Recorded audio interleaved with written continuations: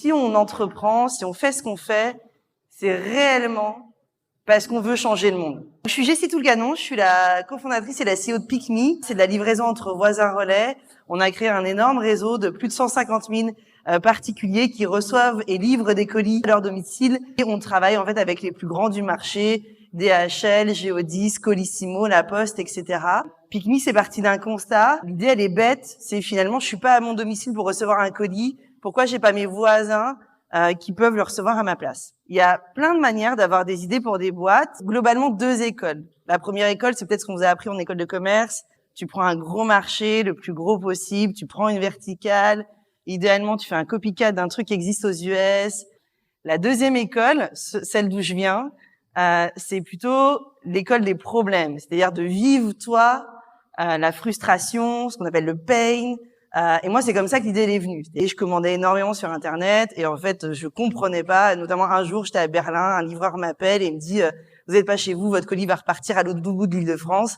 Pas du tout, gars, j'attends cette robe depuis tellement longtemps. Pourquoi il n'y a pas un truc qui existe qui me met en relation avec des gens à côté de chez moi? J'ai pas leur 06 et c'est ce qu'on fait chez PickMe. Donc l'idée, elle est bête.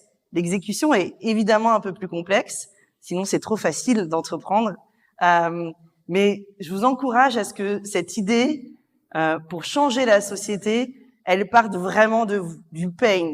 Et que, évidemment, ensuite, vous allez la voir de manière collective parce que vous allez vous rendre compte que le pain, il est global, qu'il est commun à vos potes, à votre famille. Ce qu'il faut voir, et moi, on m'avait dit ça au début, c'est que ton projet, ton idée, tu vas vivre avec beaucoup d'années. 2 ans, 5 ans, 10 ans, c'est long. Donc, si ça vient pas de toi, si le driver, c'est pas ta frustration, tu vas vite te lasser, mais au-delà de lasser, tu vas la dégueuler, ton idée, tu vas le vomir, ton projet.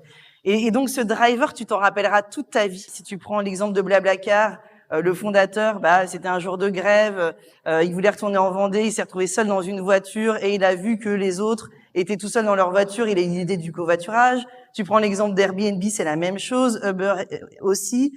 Et en fait, je pense que c'est ça qui font les entreprises de demain. C'est des entreprises qui vont apporter de la valeur en repensant les fondamentaux de la société parce que ça part d'un réel pain et non pas juste d'un business plan qui, de toute façon, tiendra jamais la route. Ce qui a fait la valeur de PickMe, c'est qu'on a plus de 150 000 personnes qui, tous les jours, sur l'application, mettent des dispos et se rendent disponibles pour leurs voisins. Ils font pas ça pour l'argent. Ils gagnent quelques centimes par colis.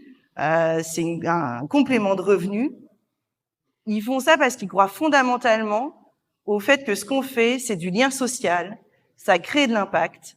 Toutes les idées, meilleures qu'elles soient, aussi bonnes qu'elles soient, si vous n'arrivez pas à embarquer, à fédérer, ça fonctionnera pas. Au-delà de l'association, c'est de créer et d'embarquer une communauté avec vous. PickMe, ça a été le fondement, ça a été cette communauté qui fait qu'après, on a pu vendre ce réseau à des clients, etc.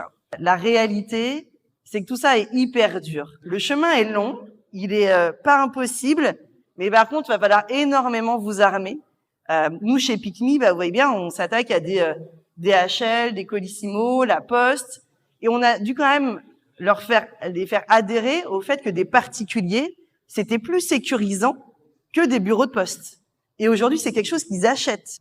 Merci de votre attention. J'espère que ça n'a pas été trop long.